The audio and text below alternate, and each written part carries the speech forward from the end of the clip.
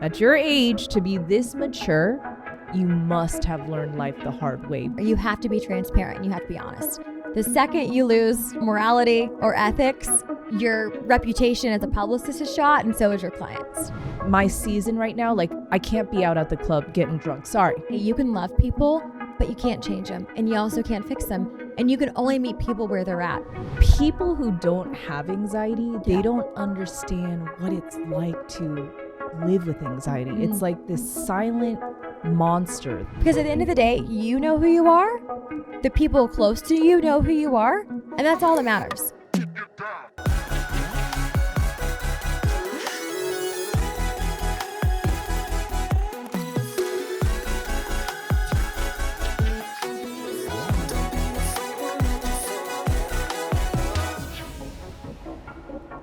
Hey everyone, welcome back to the Divinely Disruptive podcast. I'm your host, Jane Powers. If this is your first time tuning in, I'm so happy you found us. This podcast is all about leveling up your life and creating space to dream again. Today in our studio, we have an award-winning publicist and a rising star here in the city of Vegas. Please welcome Alex to our studio. What's up, girl? Oh my gosh. How are you? I am so happy we're here. I mean, we met at a deluxe version magazine recently, Yes. and man, excuse my language, but it was like spiritual love at first sight. And Yes. I just felt this instant connection and safety with you. And right off the gate, I was telling you off the record, I'm in a really unique season. And I don't know if you can relate to this, but just cutting off toxic people, cutting off people and avoiding places that truly don't serve my vision and my spirit. So to feel so safe with you, it had to be God's plan. So I'm so glad you're here right now. I'm so happy to be here. Thank you for welcoming me into your space. And I'm just so thrilled to be here.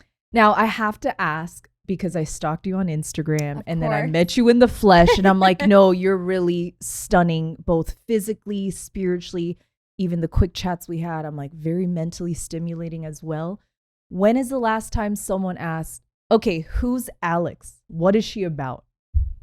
I'll be honest with you. I feel like I rarely get people that want to know about me. Usually it's my work with PR.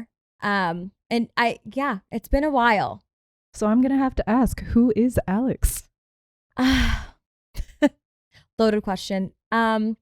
I think that I am just a small town girl with dreams bigger than where I came from. And I love people. I love what I do. And I'm constantly trying to evolve and grow. I'm going to be 27 soon, so I don't know it all, but I'm trying to just be the best person that I can be and continue to grow like each day. And yeah, I think that that's who I am. I'm still figuring that out, who she is. I love your transparency. And as I'm looking into your eyes, I will tell you right now, you are truly such an old soul. Okay, it's too early to get choked up right now, but I can sense that you've gone through a lot. I'm a bit older, but shoot, like at your age, I always say age is nothing but a number, but maturity, man, maturity means you really went through the ringer. And some people have maybe, learned a lot of lessons smoothly, but sometimes God really does choose his toughest soldiers for the toughest battles. And I can see that you are definitely a chosen one. That's why we're sitting here. And I just can't wait to talk about your story of resilience and how you built such capacity to be challenged spiritually. I know off the record, we were just chatting about that. Yeah. So, before we talk about the success in the career, tell me a little bit more about maybe just your childhood and, what allowed you to be the mature woman that you are right now. Yeah, so I'm from a very small town in West Virginia called Huntington, and I have a twin sister and two older brothers. I do come from a divorced home, so my grandparents had a huge part of my upbringing. As we've talked before we got started, I grew up in church. I love the Lord. I lead my life with a lot of faith, and I always have. And I think that is what's gotten me to where I am right now. But in terms of childhood, I think I have very humble beginnings. And when I was a kid, I remember watching the president on TV and his press secretary. and telling my dad, I want to do that. I want to be on TV one day. I want to do that one day. And my dad just always told me, you can do whatever you want. As long as you work hard and you stay true to who you are, you can do whatever you want. You can be whoever you want to be, but you can't lose sight of that. You can't lose sight of who you are. You can't lose sight of what matters the most in life. And to be frank, to me, it's my family, my faith, and my morals. And so from an early age, that was instilled in me. And also, too, if you work hard, you can do whatever you want. And I think that is easily my family and my faith is why I'm here. But I think that, being from a small town like West Virginia, a lot of people don't make it out. A lot of people marry young, they have babies young, and if that's your path, that's totally okay. But I always wanted more for my life, and I felt like I was destined and like I was called to do more. I felt like I was supposed to make it out. I felt like I was supposed to go see things and meet people, and I always felt that fire inside of me. And thankfully, I'm so grateful that I have the dad, and my grandparents, the support system that I have. Because every step of the way, they supported me from when I wanted to go off to college, moving across the country. I know it was so devastating for them. I have no one out here. My entire family, they're in West Virginia, the Carolinas. But I definitely wouldn't be here if it weren't for them, and if it weren't for them constantly reminding me that I can be whoever I want to be as long as I stay true to myself.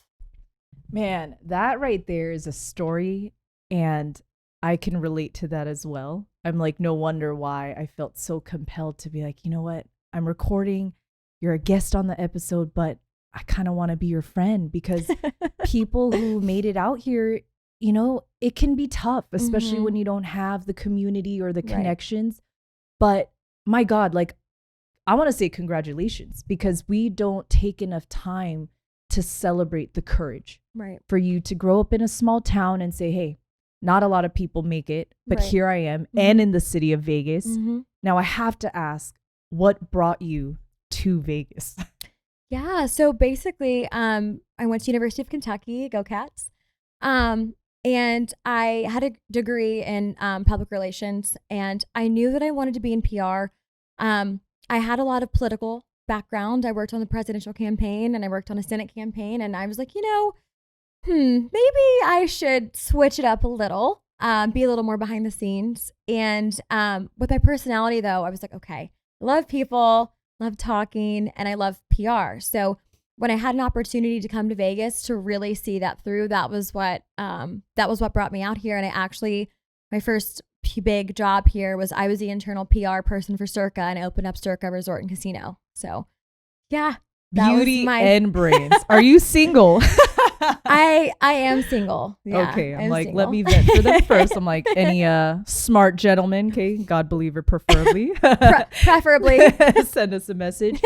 But, this is honestly why you're here. Like, I wanted to showcase divine disruptors in this city, beyond a rising star. I feel like you just show up in such a way that, are inspiring so many women. I know people listening and watching, I want them to look at you and say, oh my gosh, Alex came from a small town, maybe she didn't necessarily have all the connections, but here she is in this city, and this is not an easy city. No. So for you to already be a part of something huge, that is very incredible. Now, do you honestly take time to celebrate and cheers to these monumental moments? Or are you one of those people that are so driven, you're like, all right, cool, on to the next? Well, so I'm actually really happy that you brought this up, because I think that when I was a little younger, and even now, I'm always like striving I have my own personal, ambitions that I want to hit and targets. But I think when I was younger, I really tried to align my self-identity and value with those achievements. And I think when I was younger, I was like, once I get this promotion, I'm going to be so happy. Once I finish my master's degree, once I, level up, once I get this director role, and I would hit these big achievements, and I just could feel that it was never enough for me. I would feel nothing. I would get the achievement, I would get the award or whatever it was, and like, okay, time to hit something next. And I was in this cycle. And I had to do a lot of, honestly, like self-inner, like, hey, like, this is not, you are more than this. It's important to have drive and You know, and if you're lucky to do what you love, which I do love what I do, but you're so much more than your successes and your achievements. And I think that for me, that's been one of the biggest lessons of my life is, hey, you are not your success. You are not your achievements. You are worthy of love, whether you're an award-winning publicist or you're not. And I think that for me, I was never happy. I was never content. And even now I have to take a breath and a moment of, hey, you're doing great. You have a good career. You're enough. This is enough.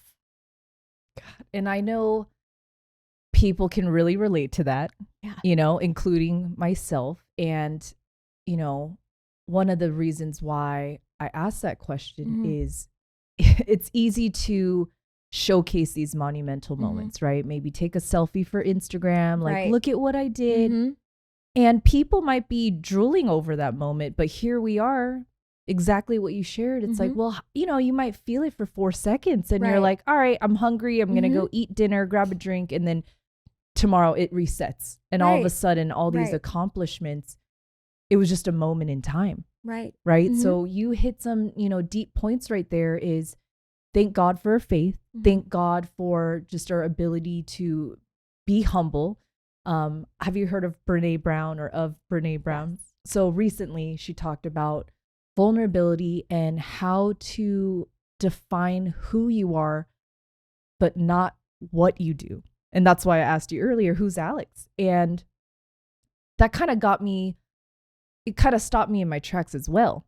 Like, wait, what do you mean there's an identity outside of what you do? Right. Especially in the time we're in. And again, back to the city of Vegas.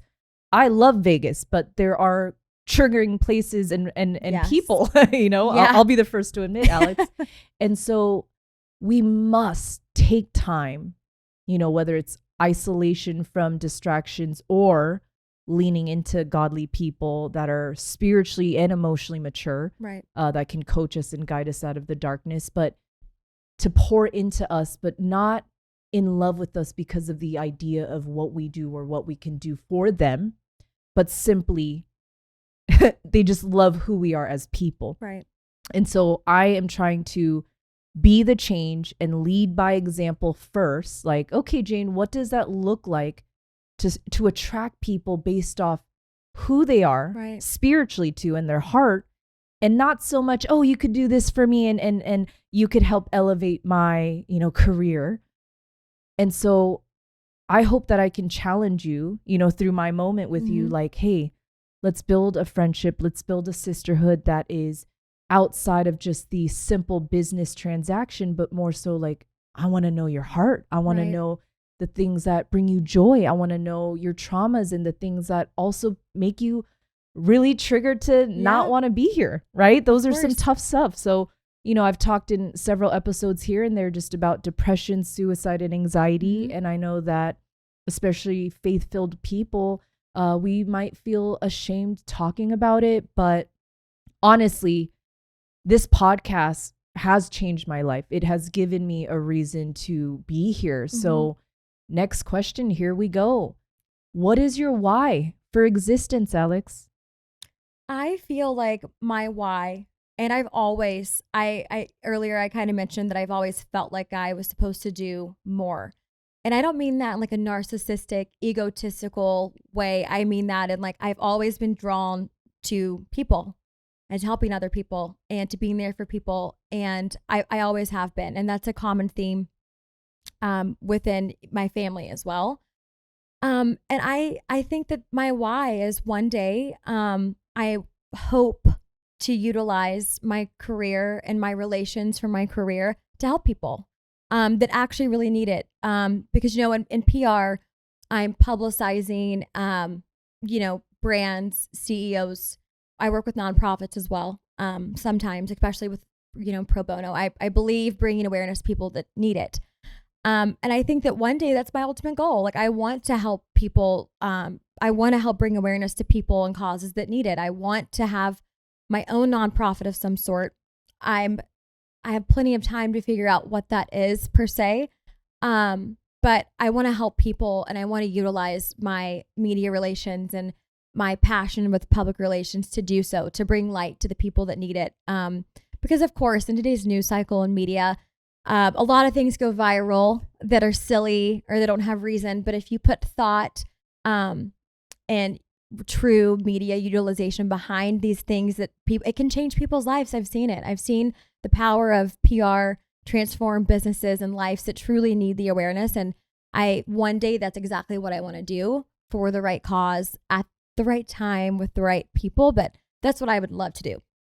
And I love hearing your heart right now, because people might assume, being a publicist, it could in fact be a very self-loathing, industry, just like a podcast. If I really wanted to, it could be all about me and the power that I'm gaining. So just hearing your vision behind what you do and why you do is incredible. And I think people really do need to see that, because there's people watching right now, young women, young girls, that are wondering, okay, what do I want to be one day? Do I want to be an actor? Do I want to be a singer? Do I want to be a publicist? Do I want to be a podcast host? But to know that there is a deeper meaning of the why, I think that's what sets us apart. And so next question I want to ask you too is, in this world of being a publicist, okay, I don't want to act like I know what I'm talking about, because it's an industry I'm not in, but what does it take to be the best?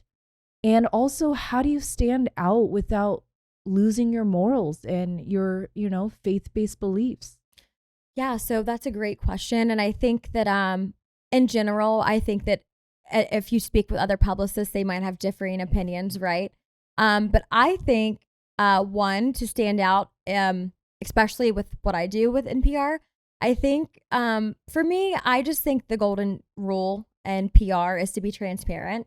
I think that a lot of people can take the glitz and the glam, because there is a small sliver of PR where you can do the red carpets and you can do the entertainment. And that's a very small piece of what you're actually doing, or what most publicists do. And I think that some people see that and they want that, and they want to be the red carpet publicist, and they want to be the, the Live Nation publicist. And sometimes they lose sight of who they are to work with certain people.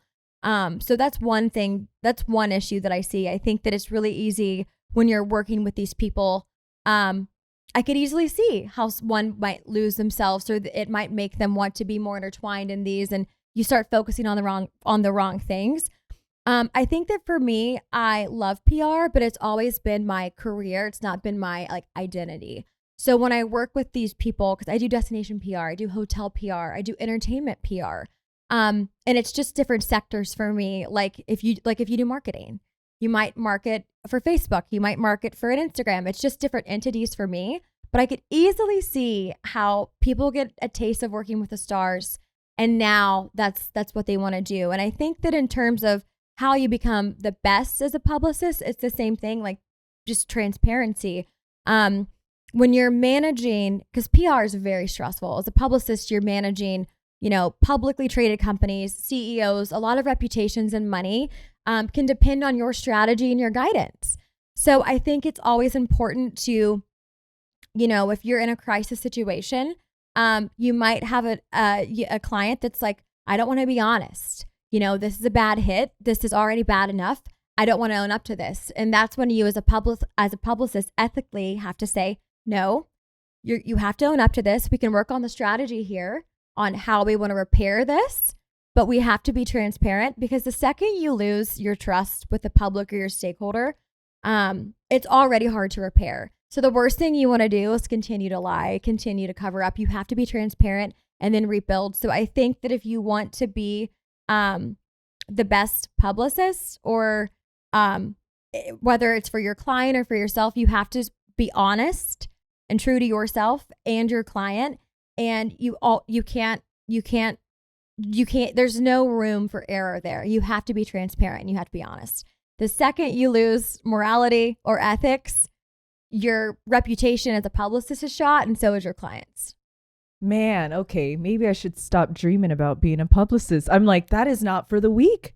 It is not for the weak. Wow. Yeah. Okay, so that right there, man, that is just like very real insight to the industry, because I'm also tired of people sugarcoating, right? We all dream of being this and that, but I think we owe it to people to share what is the reality. Mm-hmm. Same with being a podcast host. Mm-hmm. I mean, adding to your conversation right there, I was just having a moment, scrolling on all the social media, YouTube, TikTok, and same thing. It's like, what is the most outrageous topic I could talk about? If I bully people or make fun of people, shoot, I'll probably go viral, but that is not what I want to be known for. Right. I'm sure if I wear less clothes, maybe I'll get more hits, but I had to have a moment with myself as well as how honest am I? How transparent am I? And when I'm having these conversations with people, whether I've met you before or not, right, am I consistent? Mm-hmm. So when you keep saying that word transparency, I think that also goes side by side with consistency. Yes. If people can't trust you or your knowledge or the information or data you're providing, it's like, wait a minute, is this a source I can trust or not? Right? And to take it even further, I feel like when we have that God-given right to be in positions of power and platform, there is a lot of responsibility. Yes. And so I can only sense that you have a lot of responsibility, and thank God you have faith. And again, how are you able to stay so grounded with all the stress? Because, politics, people's, reputation on the line. I mean, I'm getting breaking out in hives just thinking about what you do. What's like your grounding force that keeps you anchored when maybe there might be friction or disagreements? Yeah. So I think that for me, I'm very pro therapy. I have a therapist that I speak to once a month that I kind of just dump anything I'm dealing with, any stressors, whether it's in my personal life or my my work life. I think that that's very helpful for me. I'm a very, I've worked on my anxiety, but I definitely have anxiety. I've always dealt with anxiety. And I think that with PR, sometimes you have a lot of stressful situations, especially when you have multiple clients, multiple people, you have to keep happy, multiple reputations that you're managing on an ongoing basis. And sometimes there are crisis situations that you have to deal with, and people are counting on you. People are, they count on me and my team, and they look to me, and you have to show up for them. And I think that I deal with a lot of pressure. The crisis situations, it's insane, but I love them. I can deal with it. But for me, I think it's sometimes the pressure of it all can really kind of build up, and it's like, they're relying on me for all of their media hits. They're relying on me to grow their business. They're relying on me to do their new national launch. They're relying on me to repair their reputation. And I think sometimes I just have to take a moment and be like, okay, let's breathe. So therapy and also faith. I pray a lot. When I'm anxious, I pray. I just always feel better. I do. And everyone has their things. I'm certainly not saying everyone has to pray to feel better, but for me, taking a moment, breathing, and definitely therapy. I'm so pro mental health and people doing what's best for them. And for me, I'm very grateful that I decided to start therapy, because it's helped me really a lot with managing stress and with dealing with stress. And that's pretty much how I keep my train moving these days. Now, no, thank you for that. And the reality is, people who don't have anxiety, they don't understand what it's like to live with anxiety. It's like this silent monster that just comes out of you and tells you all these lies and feeds you all these traumatic thoughts, like, hey, you're not good enough, or nobody wants you there, or your outfit sucks, people are staring at you. And it can be very crippling when we are not seeking professional help. And so I am totally pro mental health therapy as well. Is in order for us to make changes, we must first accept and just understand that it's okay to surrender and say, okay, there's certain departments of our life where we alone cannot fix it. So, I too go to church, I too pray to God, but there's moments where even that I'm like, okay, I might need to get some professional help, because God, you do hear me. Okay. I do love you. And I do have a church. I do have a community. I do have friends, but there's some, parts of us that maybe we don't necessarily feel safe to talk to a friend or a community. And so therapy, I mean, thank you for bringing it up, because I used to feel like it was taboo, or again, it's shameful, especially if I was raised Right. in the church. It's like, Or you were weak for yeah. needing help. Yes. So again, Yeah. that's why we have people in those positions Yes. to professionally and appropriately guide us through some difficult things. And, I thought it was appropriate to ask you that because it does matter how we deal with stress. It does matter how we cope with friction and tension because, I told you off the record, like, sure, there was moments I leaned on alcohol. Sure, Right. there was things I leaned on that maybe I wouldn't, be proud to see my own sister or course. neighbor go through. But I feel like when you fell rock bottom or when you kind of, lost yourself in the dark, you're able to almost redefine yourself and experience the light that you've never experienced before. So with you, Alex, when was the last time you hit rock bottom and how the heck did you get out of it? Yeah. So I'll be honest. I think that this past year and a half for me, 2 years, I would even say, I had a streak of just feeling like, what next? What possibly could happen next? Because while all of these amazing things were happening to me, terrible things were happening to me. I lost both my grandfathers a month apart, and then I got my master. I walked across the stage in DC and got my master's degree, and then started a new job as a director like right after. And then I experienced a pretty intense heartbreak, and with someone that I really cared about. And that was also hard because I think that too, going through relationships post college, especially, they're more real. You're talking about real life things, long-term things, life happenings. And I think that, and I really had my heart broken with my first, I would consider that to have been my first real love. And that was difficult for me to navigate. And I think that after that, it was one thing after another. But I would say most recently, the thing that kind of ended the streak for me was platonically, one of my best friends I had to get a restraining order against. And that was really traumatic for me. It's really sad whenever you go from being best friends with a person to then having to legally seek protection for harassment over yourself. And I think that the general theme for me from my relationship that I was in and then my friendship was that I was never trusting my intuition.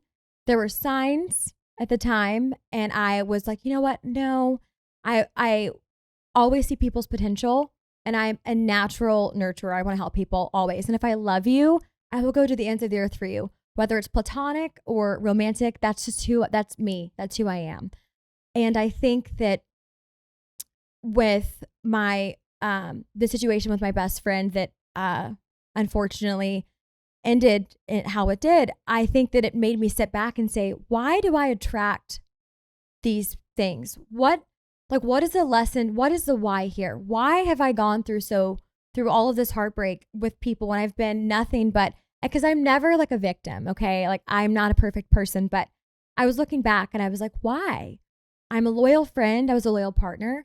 I've done nothing wrong. I try to help these people. Why do I always get heartbroken? Why me? And I think that for me, it was from not trusting my intuition, not trusting myself, and not trusting the fact that, hey, you can love people, but you can't change them, and you also can't fix them, and you can only meet people where they're at. And I think that in terms of with a best friend, just to kind of shed light on that situation, there were very clear mental health issues that were that I was trying to say, hey, I want to help you. Please, I can see you're going through something. You've been through a lot this year. Like, let me help you. And unfortunately, with people that need dire mental health, they believe things they want to believe. And until they get the proper help, there's nothing that you can do. But I so desperately wanted to help this person because I really cared about them. And it was really devastating to see how much they were struggling mentally. So I think that for me, the fact that I tried to help this person and then ultimately I was then in court obtaining a harassment order against them was really traumatic for me because like with my heart and my spirit, that was the last place I wanted to be. And that was the last thing I ever wanted to do. And I was forced, unfortunately, into doing so. And and off the record, I can give you more information on that. But I think that for me, that was just, to me, that felt like my rock bottom, because I was like, why does this keep happening? Like, I'm trying to help people. I love people. Why? Like, where does this come from? And I also think that too, you know, I love so hard and I want to help people. And whenever I can't or I fall short, it makes me feel like I've failed as a partner, as a friend. And I think that that was a huge wake up call for me that, listen, Alex, like, you can't fix people. You can't change people. And you can only do as much as you can. You can only love people as far as you can. And I think that for me, like, that was my rock bottom. It was repeatedly being hurt by people, to wake up to, hey, like, you have to listen to yourself. You have got to trust yourself, and boundaries. Now my boundaries are stronger than ever with my friends, and I'm single, but when that time comes, you know, I will listen. I will trust myself more than I ever have before.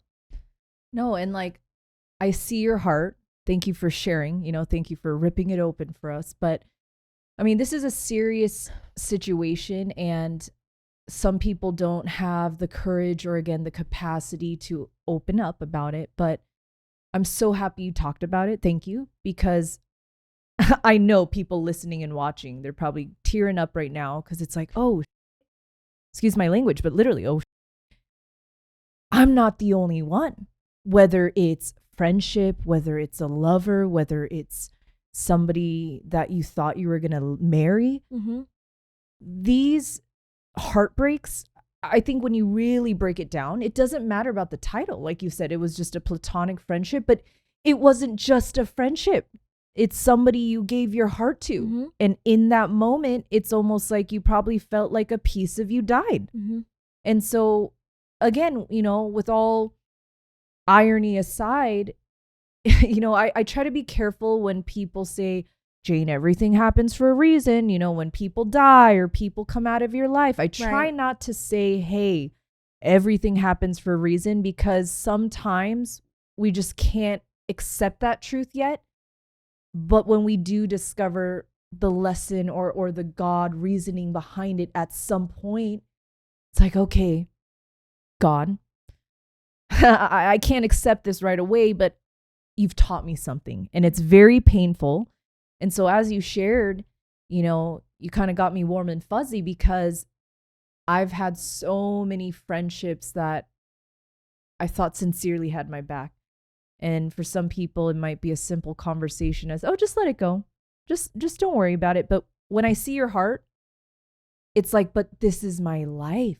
Like, I love these people like my life. And so when you talked about boundaries, man, and listening to your intuition, it's when we achieve it and when we receive that gift, nobody told me that it was going to be painful. That's why when I looked at you right when you sat down, I said, boy, at your age, to be this mature, you must have learned life the hard way. But you know what? Gosh darn it. Better to know now than go through your entire life being manipulated, stepped over. And you know what? I've heard this saying, when sometimes things don't work out the way we want it to, God was protecting us. And in that moment, I'm like, screw you, F you. Who do you think you are? So I'm not saying I know it all, but I am just so thankful and grateful that you're here with me. We're able to have a conversation about this. And again, there's no judgment, and it's all about understanding, okay, what is the reasoning behind it? Right.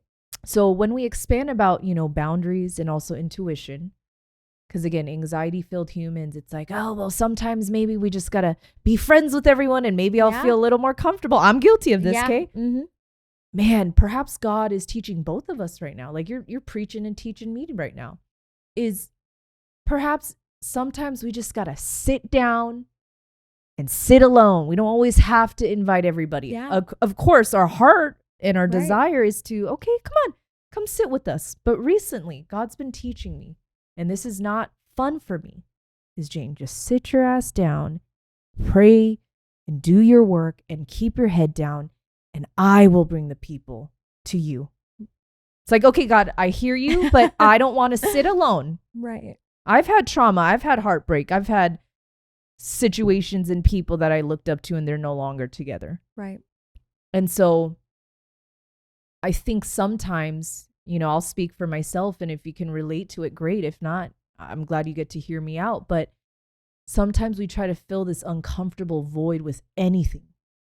But you know that God knows, okay, I hear you. I see your pain. I see the void. I see the emptiness, but I love you so much. Can we just be a little bit more pickier? Can we just be a little bit more decisive instead of indecisive? Well, Right. God, I don't want to be seen Right. alone. Right. You know, I'm all about women empowerment and go take yourself on a movie, but shoot, I'm not there yet. I don't want to be seen alone. I'd Right. rather hide in the closet. So I want you to expand on that a little bit, you know, as deep as you want, but just like, do you truly feel like you're confident doing your thing all by yourself, or do you fight isolation and being alone? Because I'm not good at it. Yeah. So I think it's funny because I'm almost on the other side of this. I think that at one point I easily could have been alone for the rest of my life if I wanted to be. But that stems from through a lot of healing and therapy that I've gone through, fear of abandonment. So I feel safe with myself because I know that I have my back and I know that I'm always here for me. And anytime I'm going through anything in life, I want to curl in a ball and just isolate. And that's something that I've had to work on because that's also not healthy either, right? Like it's not healthy to feel like you have to always be with people, and it's not healthy to feel like you only have yourself. So I think that for me, I try to work on healthy boundaries with myself in terms of, okay, when do you need support? It's okay to need support, and it's okay to not want to be alone. And I think that that's something I'm always fighting against because I never want to feel like, we're getting deep here, I never want to feel like I'm being a burden to anyone. And I never want to feel like I'm trauma dumping onto someone, or, you know, because we all have our stuff. And I feel like I've always struggled with, and even with pride, I'll be totally transparent. You know, I think that everyone always wants to be okay and to be perceived like I am okay. I have it all figured out. And I think that that's probably a common misconception of me. People that know me professionally, or maybe like you know, they've seen me on social media. I don't think that they would, I think they'd be surprised to know that I have these similar fears of abandonment, and I have my own insecurities, and I have all of these things that I struggle with. And I think that for me, it's something I'm constantly battling and working on. I think that I isolate myself. I used to isolate myself, and now I try to just do more like self-care. I try to be alone and like read books or be alone, but I try not to isolate. When in reality, I need someone, I need to talk to someone, or I should be with friends. And I think that that's kind of where I struggle.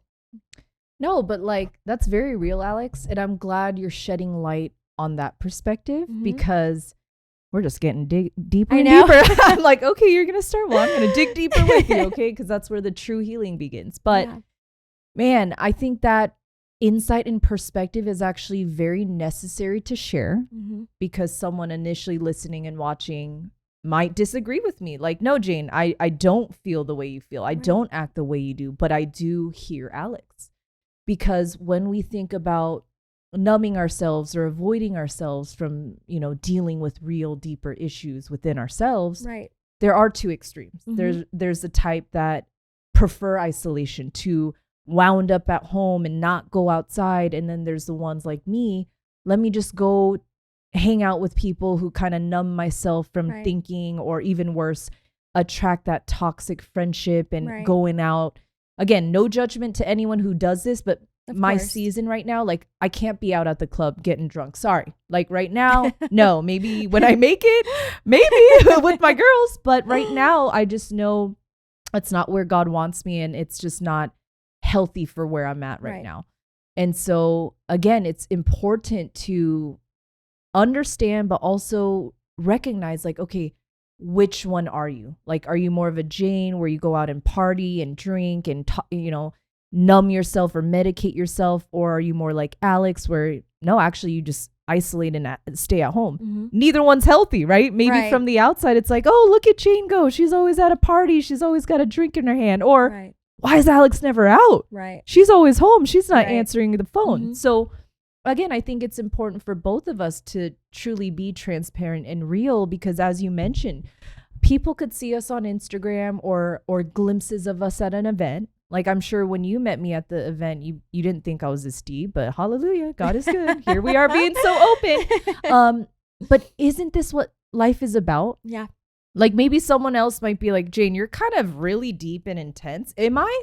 Or am I so passionate in healing and recognizing that for me to be at the best level of me and the best version of me, right, I need to start making different actions. I mean, there's that quote I'm going to butcher, but it's like, to do the same thing and expect different results, you're low-key psychotic, you're low-key crazy. I don't know what the exact phrase is, but we've all heard of it.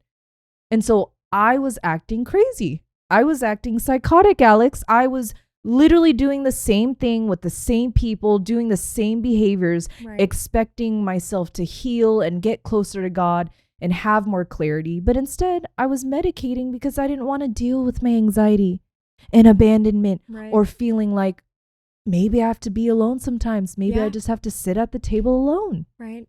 So dang, thank you for going in on there. Now, you know, for you, we talked about mental health. We talked about faith in God. But more importantly, you know, how is it navigating friendships and even dating, you know, with all your experiences that you've had right now? Like, how does that impact you now? I think that in terms of friends, birds of a feather flock. So I have a very small, tight-knit friend group. Most of my friends, specifically in Vegas, are also publicists, or they're individuals. So maybe if we don't work together, we work in similar industries, or we have similar morals. And I think that that's what helps me stay very grounded here. Just making sure that my circle is small and like-minded. And then in terms of dating, I think that that's where it's harder for me. You know, I think in the past, and we all have, you know, dealt with things we shouldn't have, but I think that I'm really in a place in my life where if you're not bringing to the table what I need, like, I'm good. I would rather be alone than bothered, you know? And if you're not showing up for me, because I think one thing that a lot of people, when you're in your younger 20s, you're like, oh, are they hot? What do they do? Or we have fun? But then you grow up a little and you're like, wait, what type of a partner are they going to be long term? What type of a parent are they going to be if you want to have children? And are they going to show up for you? You know, like for me, my dad is my biggest supporter, best friend. I call him anytime of the day he answers. If I need him, he shows up for me. He's not going to be here one day. And I'm going to need that support in a partner. So for me, you know, are you showing up for me? Are you going to be there for me when times are tough? And earlier, of course, I think everyone has a natural fear of abandonment. But for me, it's, you know, I certainly can't be with anyone that is not sure themselves, or and not everyone, you know, like not everyone, it's not for them, and marriage isn't for them. But for me, like, that's what I want. I want to get married and I want to have a family. And until, you know, God drops that man in my life, I'm good. That's how I feel. I'm in a season of waiting, and I'm okay with that. And I love that. I love where you're at in your life, because if you hired me to be your matchmaker or Cupid, you are definitely in my do not disturb moment. And what I mean by that is you're in a divine space where you've overcome some traumatic things, especially relationships, boundaries, and whatnot. And so it's okay to have a short season of like, I'm in my do not disturb mode. I mean, shoot, yes, I'm doing a podcast, but I'm actually there right now as well. Is, hey, I cannot wait to meet amazing people. I cannot wait to explore healthy, beautiful friendships like you. Yeah. However, when you also embrace and accept the do not disturb season, it actually shows so much self-love and self-confidence. Like, we love ourselves so much that it is worthy for us to make sure we know who we are, right, and we know what we're about. Because at the end of the day, you do attract what you are. We can't run away from it. Right. And so when we did attract toxic people, again, I'll confess first, maybe, hello, Jane, are you working on yourself, or do you have toxic traits? And that's why you're low-key attracting men, women, and everything in between toxic behavior. So Right. the moment that I healed and still healing to this day, I'm all about just honest, aggressive, assertive vulnerability and just being what I am. Like Yeah. whether somebody likes it or not, that was one of my greatest fear is, oh, I'm not going to be accepted or someone might judge me. But honestly, Alex, now I'm in a place where it's like, hey, love you, pray for you. But if you don't like who I'm becoming, because I'm loving who I'm becoming, I'm so sorry. Like, it's okay. Yeah. I'm not for you. And that Right. can be transferred in romantic relationships, girlfriends, all of that. So Yeah. even you creating space for me right now, like, I want to say thank you because I'm giving you what I am, right? Aggressive, assertive, vulnerable, soft, firm, all of the above. Right. But I owe it to you and everyone in my life. Like, this is who I'm becoming. So create space for that or not, because I'm going to create space for your future best self. Right. And if I don't have space for that, then maybe I'm not for you either. So right now, you know, in this journey of focusing and, you know, working on yourself, killing it in the game as a publicist, like, what's next for you and what can we all, you know, look forward to in your journey? Yeah. So I think that what's next for me in terms of my professional journey is definitely I'm a director right now for a national agency. And I'm content, which is so crazy because I'm normally like, oh, this, that. I'm content with where I'm at with continuing to grow in my leadership position and to really manage the girls in my team that are below me. But I think that in terms of in general the near future, of course, I see myself being a VP one day. I see myself going as far to the moon with PR. I love what I do and I'm so passionate. And that's one thing that I am so certain with that. You know, in terms of me and with my personal journey, I just want to continue to grow and I want to continue to set boundaries for myself and to really just continue to I think that I'm really excited for my 30s. I know I'm going to be 27 soon, so I'm still not there yet, but I feel like I'm just so looking forward to that. I'm looking forward to my 30s. Looking forward to the next 5 years even. I hope that when I'm sitting with you and 5 years from now, we're looking back and we're like, "Oh my gosh, like look at how far you've grown." I think that I am on a personal path of wanting to just really continue to heal myself from different traumas to be the best person that I can be. And also, you know, I know I talked, well, just now I briefly touched on relationships and, you know, I'm in a season of waiting, but I also, you know, when that time is right, I also want to be the best partner that I can be. You know, I want to be a good wife and a good partner and a good mom. And I think that for me, I just want to continue to heal and to be the best person I can be for my family, my friends, myself, and one day my family and my person. And I think that personally, that's really what I'm focused on, just my inner healing, my personal growth, and professionally, you know, I'll always be in the game. And I'm so thrilled for that. But I think that I'm just so focused on me for the first time in a really long time. Man, you're just like oozing self-love right now. And I'm living for it because self-love, I mean, it does truly start there. Mm-hmm. I was telling somebody else the other day, they were like, Jane, how come like you're so confident or you just go up and talk to anybody? Yeah. I said, honey, I'm also older than people think I am. But really, you know, I am in my 30s and there's something beautiful. Like when women used to tell me, oh, in your 30s and even your 40s, it's like the best version of you. And I'm like, what are you talking about? I want to be 21 forever. But no, as you become wiser, right? Yeah. Keyword is wise, Mm-hmm. right? Age is nothing but a number, but there is something so divine. You become more sure of yourself. You become more comfortable in your skin and you start to own more of the things that make you weird and quirky Right. and out there. And we all fight this reality of like, hey, what if God did make you different? Like, Right. what if God wanted you to stand out? Yeah. And in your 30s, Alex, like, I can't wait and we'll throw a huge party for you. I'll be there. Yes. But there is something magical. Like, even for me to be here with no script and just go Yeah. off on conversations, I had to believe, though. So whoever your future partner, friends, you know, teammates are going to be, they're going to be so blessed by your presence because, girl, I mean, you said it yourself. You're healing.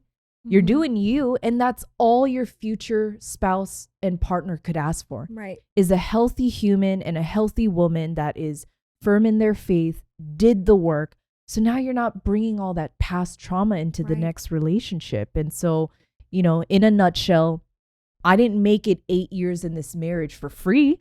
Right. I had to pay the cost, which is healing and dealing with the dark stuff that I didn't want to deal with. And so for someone maybe, you know, very inspired by your story and they want to know how to be a publicist or even, you know, start a career that they can love. Yeah. What kind of advice would you give these young people out there?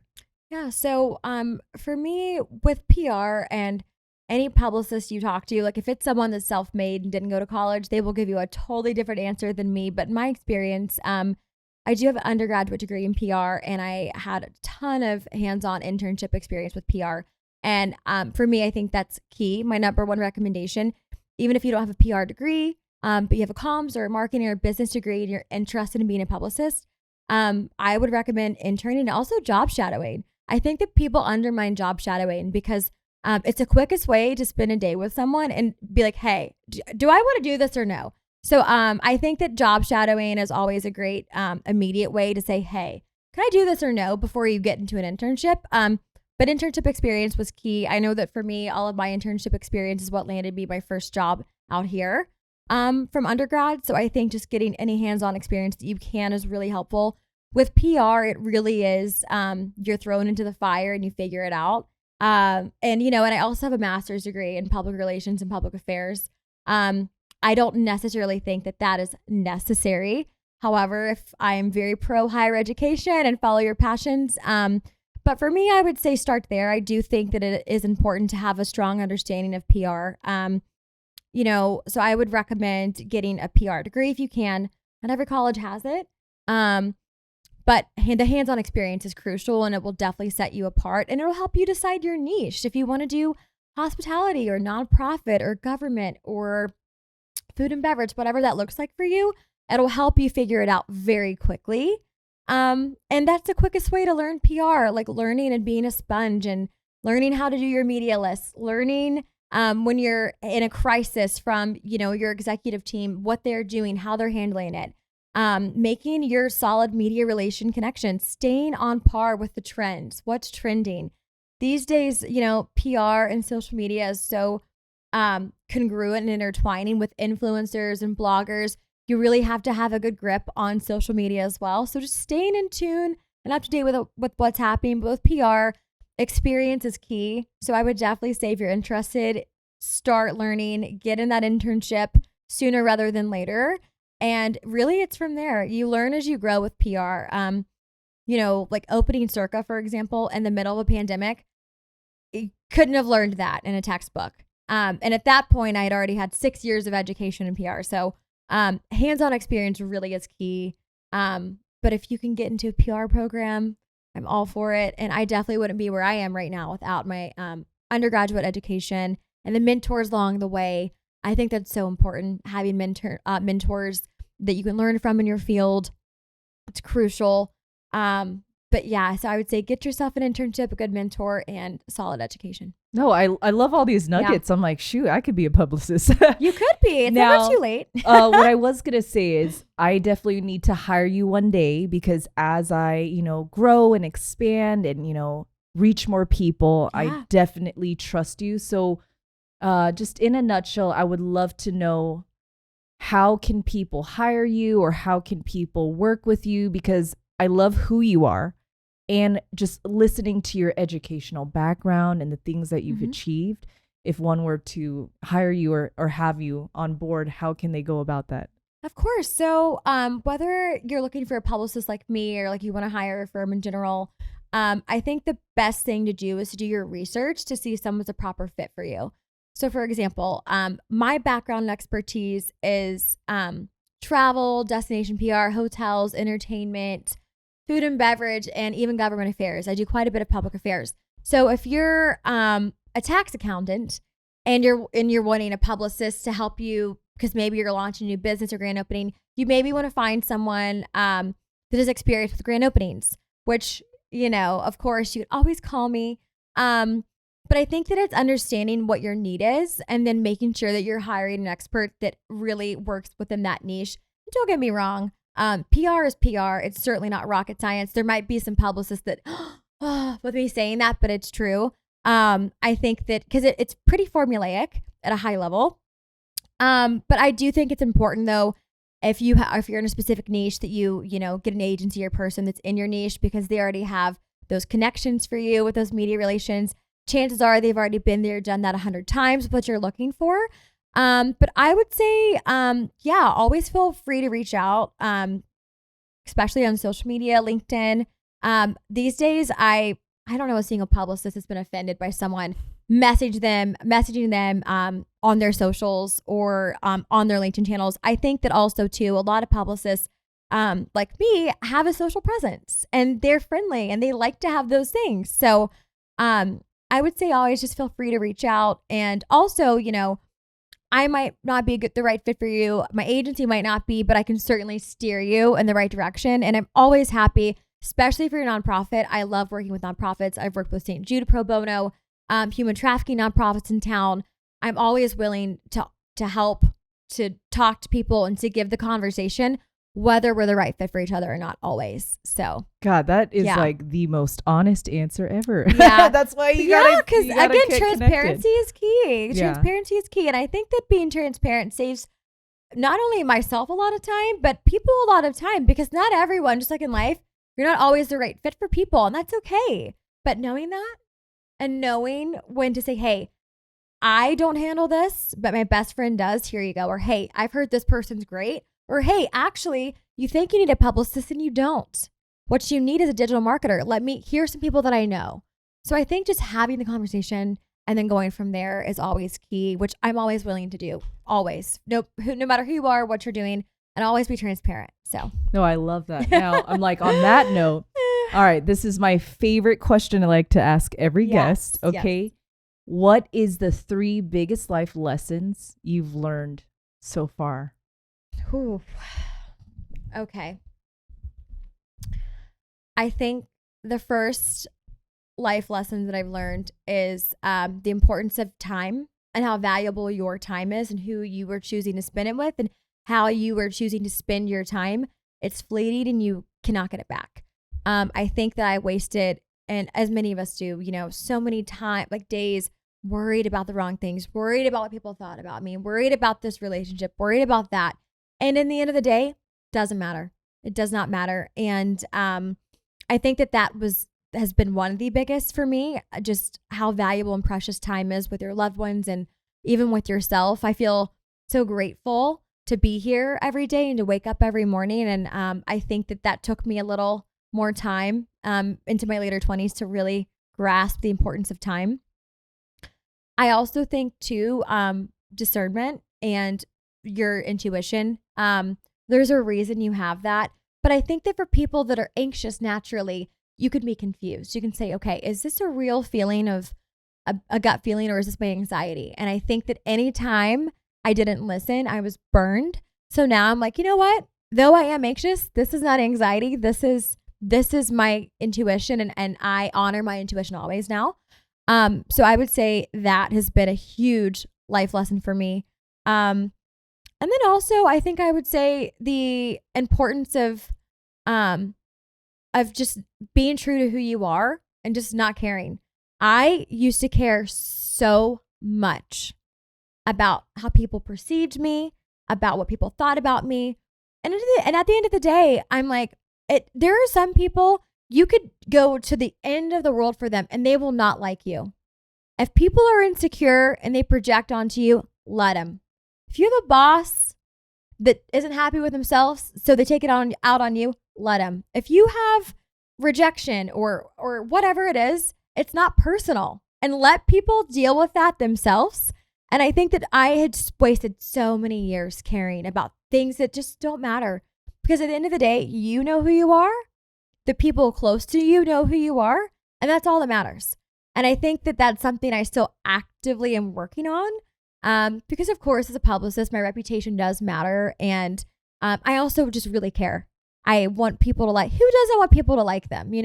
And I think that because I'm so genuine, I want people to like see me for who I am. And I hate the feeling of that people just won't. And that's on them. That's a personal problem. But I think that that's been my most recent thing that I've been working through. Let it go, Alex. Not everyone is going to like you, and that's okay. Not everyone is going to see you for who you are, and that's okay.